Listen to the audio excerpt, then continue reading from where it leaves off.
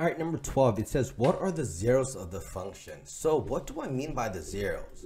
I want you to know this, okay? The zeros of a function is the same as the solution or the x-intercept, okay? So that is the key idea that you might need to know. So there are two ways to do this. You can solve, so you can set all these equal to 0 and solve, or you can just look at the x-intercept. That is what I'm going to do here. I'm going to go to Desmos graphing calculator and graph every one of them and just look for the x-intercept.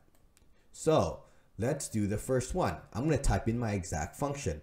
Negative x squared plus 2x plus 3. Notice my intersections here are at the point -1 and 3. So that's actually my solution.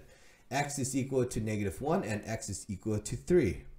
X is equal to -1 and x is equal to 3. There you go. You found the zeros, you found the solutions, you found the x-intercept. All right. Let's do the next one. Okay. The next one has a 6 here, so this should be a 6. It should be a positive, so x squared plus 6 minus 6x plus 8. Let's see. Oh, here are the solutions. That looks like it's at a 2 and at a 4.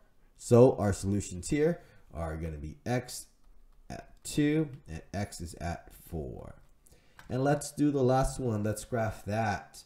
X squared plus 8x. So this has to be a plus 8x. And then we have a plus 16 here.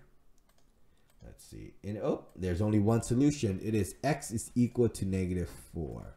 So this one is just x is equal to -4.